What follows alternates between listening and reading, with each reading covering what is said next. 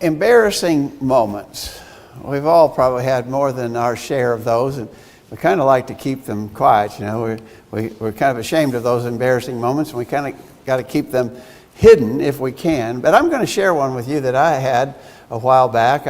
I was preaching in another state in a gospel meeting, and as is always the case, you know, you're invited into people's homes for meals during the week, and we went to this one home, and the lady admitted she just had an unbelievable array of food laid out, and she admitted that she had been cooking for 2 days in anticipation of the preacher coming for a meal. A lot of other people were there too, but she had every conceivable kind of Mexican dish. I mean, it was just all laid out there. And I tried to take just a little sample but when I got to the end of the line, my plate was just piled up, you know.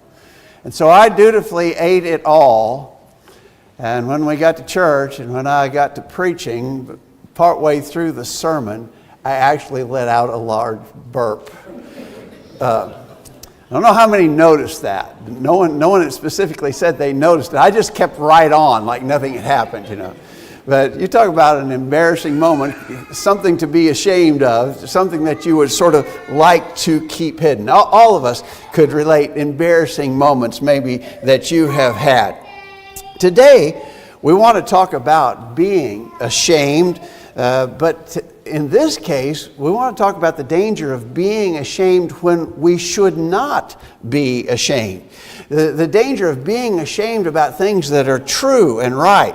And we all need the admonition to not be ashamed. And we're obviously talking about our faith in Christ and our religious service to God. And in these matters, we should never be ashamed. And that's what we want to talk about for a few minutes this morning. I want to stop here to join with Matt in words of welcome. We're glad for everybody who's here, especially those who are visiting. Come back when you can.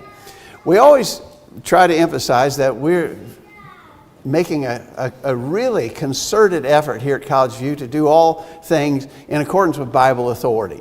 And that being the case, especially if you're visiting with us and you might happen to see something that you don't understand, or maybe something's being done in a way that seems different to you, we are entirely open to your questions about how and why we do what we do. We'll try to give you a book, chapter, and verse answer, a thus saith the Lord, if you will, because we're very committed to the idea of Bible authority for our teaching and practices. So don't be ashamed, don't be hesitant to ask us a question if you have something on your mind. But what about this business? Do not be ashamed. I think we would especially appeal to our young people. There's a danger that young people might be ashamed of certain things about their religious faith. I'm going to tell you, even those of us who are a lot older are not immune from the temptation to sort of hide our faith and be ashamed of the things that we believe and practice. And our strong admonition this morning is do not be ashamed. We need to be willing to take a strong stand on certain things. For instance, let me suggest to you that as the people of God, we need to be willing to take a strong stand on issues of morality. So it's springtime, and a couple things begin to happen at this time of the year. For instance, and I think it's past now, but there are certain dances that the young people go to. You know, the senior prom, for instance, happens in the spring. And maybe a Christian young person is a little embarrassed or ashamed to let it be known that I don't dance. I don't engage in modern dancing. I don't think it's right. Of course, also this time of the year, and especially now as we're moving quickly into even warmer temperatures, all forms of immodesty are present in the world. If you go to Walmart, you almost have to shade your eyes because you're going to see no telling what you're going to see at Walmart, all kinds of immodesty on display. And you know, there's this tendency to sort of want to fit in, and especially young people, you know, to want to dress like other young people dress, and the way they dress is just flatly wrong, but maybe a little embarrassed to take a stand on issues of modesty. maybe other things we could mention. Drinking alcohol, for instance. It's a popular thing. A lot of people like to drink alcohol. And maybe you would be ashamed for others to find out that you don't think it's right to drink alcohol. All those kind of things. We need to be ready to take a strong stand on those moral issues. We should not be ashamed to say, no, that's not right. I don't do that. And you shouldn't do that either, by the way. But instead of that, there's this danger of trying to hide our conviction on moral issues. We all need to be urged, young people and old people alike, we all need to be urged to not be ashamed. In Romans chapter 1, the Apostle Paul engaged in a long cataloging of various sins that the people of the world were engaged in. In Romans 1, beginning verse 29, he says, being filled with all unrighteousness, wickedness, greed, evil, full of envy, murder, strife, deceit, malice.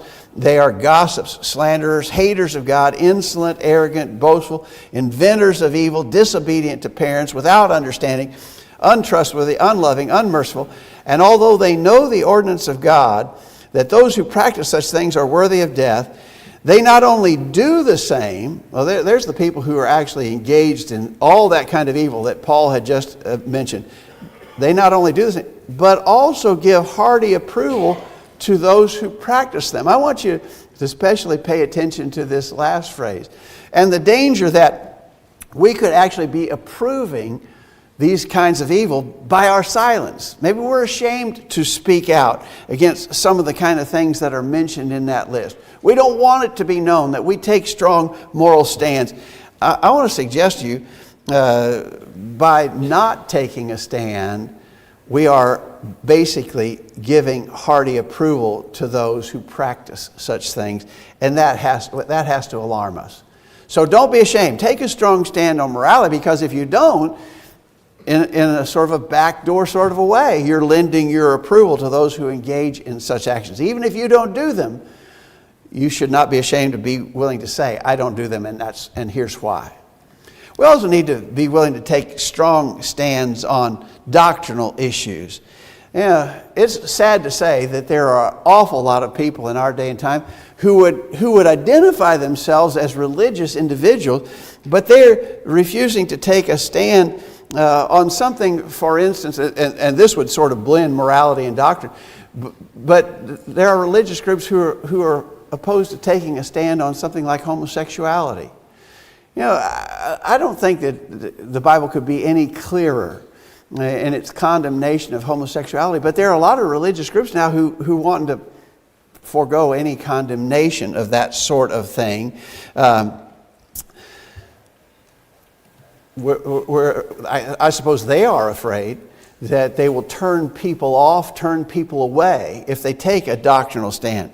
But I'm going to tell you that danger, we're not immune from it. And even some of our own brethren, not maybe so much on the subject of homosexuality, but maybe on a subject like marriage, divorce, and remarriage, or on the work and organization of the church, or a whole host of other sort of tough doctrinal issues. And I think we've got some of our own brethren who are ashamed to take a stand for that sort of thing. We have heard of a preacher who, on the subject of divorce and remarriage, said, I don't preach on that. It's just entirely too controversial. Well, there you go. That's what we're dealing with. We cannot be ashamed to take strong stands on necessary doctrinal issues. In Acts chapter 20, you know this passage, I think, very well. Paul was speaking to the elders of the church at Ephesus. He said, I kept back nothing that was profitable unto you. I've showed you, I've taught you publicly from house to house. Wherefore I take you to record this day that I am pure from the blood of all men. Notice, for I have not shunned to declare to you all the counsel of God. So in the case of Paul, he was not ashamed, because he could say honestly, I haven't kept back anything. I've declared all the counsel of God to you, and we need to be able to do the same. In the text that Richard read for us earlier in Romans chapter 1, verses 15 and 16, Paul says, for as much as is in me, I'm ready to preach the gospel to you that are at Rome also, for I am not ashamed of the gospel of Christ. For it is the power of God to salvation to everyone that believeth, to the Jew first and also to the Greek. Paul said he was not ashamed of the gospel of Christ. Think about it. That's really something for the Apostle Paul to say that, because we know all the grief that brought him. We know all the suffering that he endured, the persecutions that he was subjected to. But he said, I'm not ashamed of the gospel. And we know that he would continue to proclaim it throughout all the rest of his life.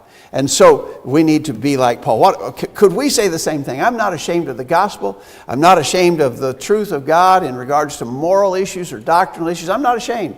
And I'm not afraid for people to know that I take my stand there. That's the way we need to be. Let me talk to you about a specific area of doctrine. We were just talking about not being ashamed of doctrinal things. Let me talk to you about a specific area of doctrine where we should not be ashamed, and that is we should not be ashamed to worship like God says that we should. I have in mind the area of music in worship, and specifically instrumental music in worship. As members of the Lord's church, we are rather unique in the religious world in regards to the fact that we don't have instrumental music. We're not totally unique. There are a handful of other groups that do not use instrumental music, but we're fairly unique in that regard. Some people may be somewhat embarrassed by that. You know, if their friends attend worship services with them and they find out we just have a cappella music, we just sing without instrumental accompaniment. Maybe a little bit ashamed, because that's not standard. That's not what is normal or typical. I got to say, I think again that even some of our own brethren may have suffered from that shame, to the point that you know well that there are churches of Christ that are now bringing in instrumental music. And at least some of their services, they're using instrumental music. What about that? Are they compromising because they're ashamed to be identified with what the New Testament teaches and authorizes concerning music?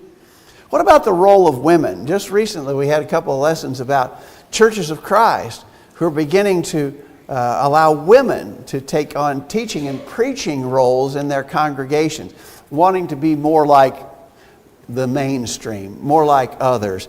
Maybe ashamed to take the stand that the Scriptures take in regards to women and their role specifically in worship services? Are we ashamed to worship like God says? Well, I hope not. And we ought not to be. You know what Jesus said in John 4:23 and 24. True worshipers shall worship the Father in spirit and in truth. For the Father seeketh such to worship him. God is a spirit, and they that worship him must worship him in spirit and in truth. So notice the must, in spirit and in truth. So, you know, having the right heart and attitude in worship is clearly important, but you can't overemphasize the importance of worshiping in accordance with God's truth. Are you ashamed to worship like God says? Before I pass from that, let me add one more thought here about not being ashamed to worship like God says. And this is a simple one. What about attendance? What about regular attendance at worship? So in a typical week, what we do here is we have about 4 hours. If you combine Bible studies and worship services, we have about 4 hours. An hour of Bible study Sunday morning, an hour of worship. An hour of worship on Sunday evening, and an hour of Bible study on Wednesday night. 4 hours. In a whole week, just 4 hours. Some people tend to think that that's excessive. That's asking too much.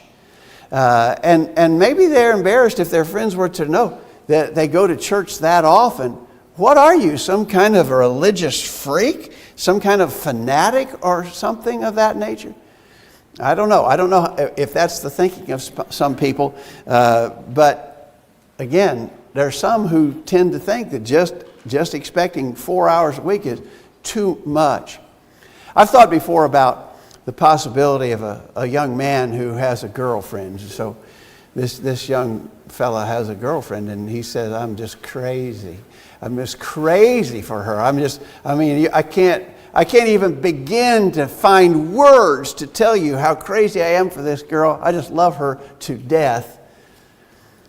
But you know what? She expects me to spend 4 hours a week with her. That just seems excessive to me. I mean, she wants 4 hours of my time? Are you kidding me? How long do you think that boy's going to have that girlfriend? He already doesn't have that girlfriend. He already lost her when he vocalized those feelings, right? So what about, are you ashamed or embarrassed for others to know that you are devoted enough to the Lord that you would spend 4 hours a week in Bible study and worship? Are you ashamed to worship like God says? Because I believe God puts that expectation out there on us, right? What about, in general, are you embarrassed to be different from the world? You know, all of the sort of things that we have been talking about are areas in which we are called to be different. And it's hard to be different, really, and we acknowledge that because it is in us, I just think, normally to want to fit in, to blend in, to be like the people around us. I mean, there's certainly a natural tendency to desire that. Sometimes you even hear parents talking about their kids, and they don't want their kids to be different. They want their kids to blend in. I'm going to tell you, when we think about all that's going on in our world today and all the evil and corrupt trends in our culture, if you're not willing to be different, if you're not willing for your kids to be different, there's something really wrong. In 1 Peter chapter 4, beginning verse 3, Peter says, the time past of our life may suffice us to have wrought the will of the Gentiles when we walked in lasciviousness, lust, excessive wine, revelings, banquetings, and abominable idolatries, wherein they think it strange that you run not with them to the same excessive riot, speaking evil of you. Notice, they think it's strange. Peter says if you don't engage in the activities of the world, if you don't do the same kind of things they do, they're going to think you're strange. You got to be ready for that. You have to be willing to accept that. For yourself, for your children, you got to be willing to accept that others will think you're strange when you're trying to live the way that God's Word says that you should. In fact, and this is probably a pretty good self-test, if people in today's world don't consider you strange, there's probably something seriously wrong. If you can so effectively blend in with modern culture and society to the point that the people of the world don't think you're strange, then you need to be alarmed. That should be a great warning sign to you. People of the world should see us as strange. It's just a necessary thing. Don't be ashamed to be different from the world, to not blend in. Don't be ashamed to be considered strange.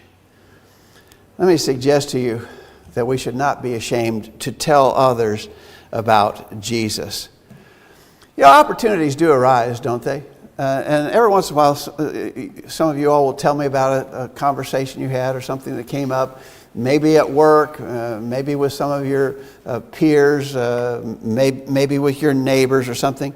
And when those opportunities arise, when there's when the door has been cracked open and there's a little bit of opportunity there to say something positive about God, about His Son Jesus Christ, about the truths contained in the Bible, are you willing to step up and step through that cracked opening in the door? Or are you ashamed? And you don't want people to think badly of you. People might think badly of you if you would actually bring up a religious discussion. People might think that, you know, I don't think they use this expression anymore, but years ago they used to call people Jesus freaks. You must be some kind of a Jesus freak because, you know, you talk about religion. Does that embarrass you? Are you ashamed of that? It should not be so. Remember the warning that Jesus gave in Mark chapter 8, verse 38. For whosoever is ashamed of me and of my words in this adulterous and sinful generation, of him will the Son of Man also be ashamed when he comes in the glory of his Father with the holy angels. Now, he's talking about in this adulterous and sinful generation. Wait a minute, Jesus, is he talking about 2023 in America? No, he's not talking about 2023 in America. He was talking about first century Judea, right? But he could have been talking about our day and time. We live in an adulterous and sinful generation. Okay, so what's the situation? What about living in a sinful and adulterous generation? Well, he says, whoever is ashamed of me, the Son of Man will also be ashamed when he comes in glory, in the glory of his Father with holy angels. So to those people who were living in those corrupt times, Jesus said, be careful now, don't be ashamed. Don't be ashamed of me and of my words, even though you're living in this sinful and adulterous generation. Because if you are ashamed of me, I will be ashamed of you when I come in judgment.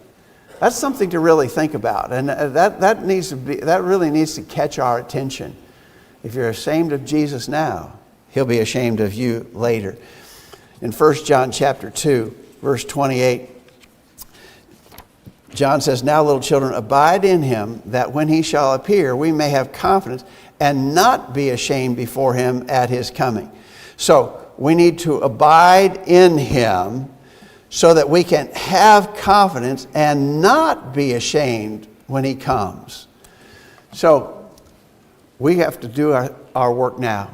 We have to be faithful and diligent now so that in the end, when judgment comes, we can have confidence and not be ashamed.